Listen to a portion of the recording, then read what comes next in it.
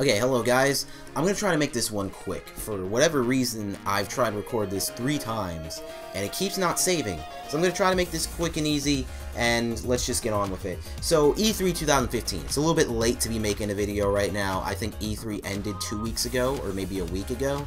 But, yeah, I just want to get around to it because now I have the time, and I'm going to have the time to do a lot more things. I'm going to have a channel update at the end of the video. I'm not going to do it at the beginning. Let's get into all the stuff. So I'm not going to be talking about all of the conferences because I don't like, I didn't like all the games. I didn't look at all of them. Like Bethesda's, I don't care about anything Bethesda makes, so I'm kind of good on that. But let's go with Microsoft. Microsoft was pretty strong out of the gate because they had backwards compatibility at the start, and then they had the new controller, and they had this whole 1 terabyte console and all this other stuff.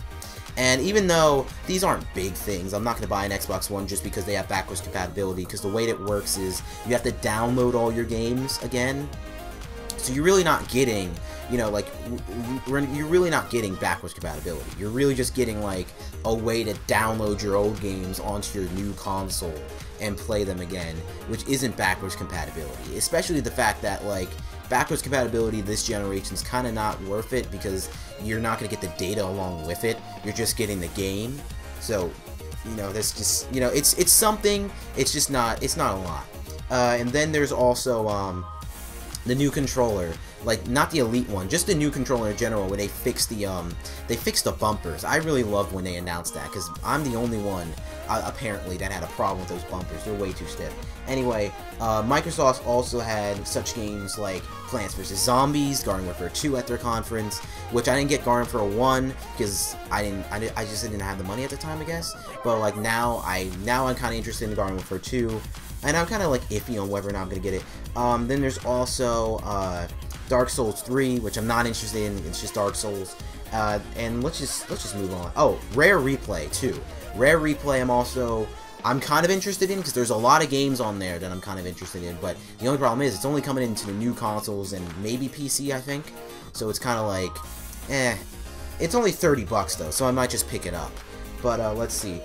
Then there's EA, which EA doesn't, all they had was Plants vs Zombies as well. I don't like EA. Then there's Ubisoft, which all they had was South Park, which I don't even like South Park, so whatever. Then now let's go to Sony's conference. Sony had an okay conference too. They had The Last Guardian. Didn't really catch my eye. It's whatever. Then they had Horizon Zero Dawn, which is I think this is the one with the robot dinosaurs. If it's not, I'll put up a little thing, but I'm pretty sure this is the one with robot dinosaurs, where they had, like, this Tomb Raider, Monster Hunter type thing, and I just thought, like, and honestly, the game just feels to me like someone said, like, a focus group was like, what do kids like? Sorry, not zombies. What do kids like? They like robots and dinosaurs, so let's just put it together. Like, robot dinosaurs doesn't make any logical sense to me.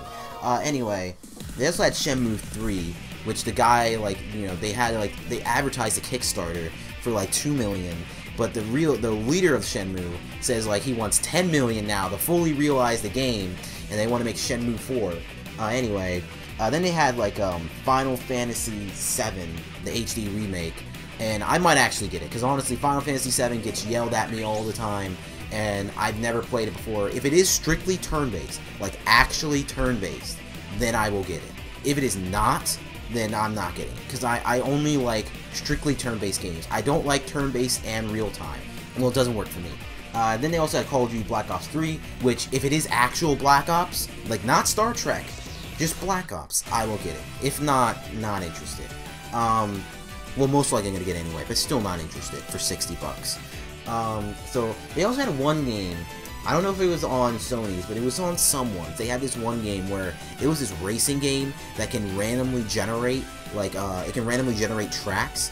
That game looks really fun. Like, I'm actually interested in buying that game. That game looks really fun. But, then we had Nintendo, who didn't really have a good conference this year. Nintendo had Star Fox Zero, where they had, like, a more picturesque display on the TV, but on the gamepad you're actually getting the motion controls and all the gameplay, which I hope they change, because I feel a lot of people are going to not like that, just because it's gamepad motion controls.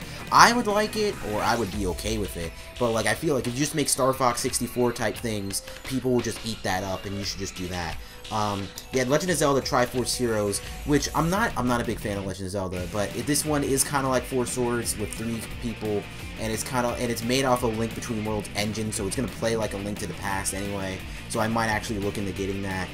They had Metroid Prime Federation Force, which I think the entire internet just bombed on. They had 2 Animal Crossing games. One was Amiibo Festival, and the other one was Happy Home Designer. One no one cares about, and the other one's Mario Party. Or I should say, one's no one cares about, and the other one no one cares about, so whatever. Then they had Super Mario Maker, which is the only game at E3 I'm definitely getting day one. Super Mario Maker, it seems like a great game. I don't know if that's I don't know if that's just going to be an application. It should just be an application. It should not be a disc. I'm not going to buy that on disc. That's like the only game that I'm going to exclusively just get downloadable, because I feel like Super Mario Maker just doesn't make any sense to get on a disc. But like, whatever. Then they had Mario & Luigi Paper Jam, which either is a cash grab or the best of both worlds. The way that I've seen it play is pretty good. Like, it's Mario & Luigi style gameplay, but it takes place in the Paper Mario universe, and I think it's going to be just as funny as those games are. I feel like it's going to be good. I feel like it's going to be good, but now we have 3 players to take care of, so who knows how it's going to work. Then they had Mario Tennis Ultra Smash, which honestly, if that game was like 30 bucks, I would be into getting it. Not $60, but if it was like 30 bucks, I would get it. But, you know, it's going to have more item-based gameplay than before, so, you know, I know what... So, you know, it's going to be like the same standard stuff. Some games that weren't in a conference that I'm excited for. Mighty Number 9, that's going to be out in September. That game looks good. Then they have Freedom Planet, which already came out on PC. I already played it on PC. I already beat it on PC. But it's coming for Wii U, which I might get that game, because if I get it for Wii U, I can review it for Wii U. So, you know, that'll be cool. There's also Senran Kagura 2 Deep Crimson, which is coming out in August, which I'm excited for. There's also Estival Versus, which is coming out in winter, which I'm also excited for. That's coming to PS4 and PS Vita, and Senran Kagura 2 Deep Crimson is just coming to 3DS, so it's gonna be cool. And then there's also, okay, that's basically it for the games at E3 and my thoughts on E3. I just want to do a tiny little channel update. Now that we're in the summer and I'm now free, basically, I'm free for a long time, guys. So I'm going to try to get some reviews done. I'm going to try to do some stuff. Full disclosure, my mic did just break today. This is recorded on the mic. The mic's not broken in the actual mic part. It's just the stand. So I just got to get that fixed. Well, it's not going to get fixed. I'm just going to have to hot glue it and then just deal with, you know, the way my mic's going to be.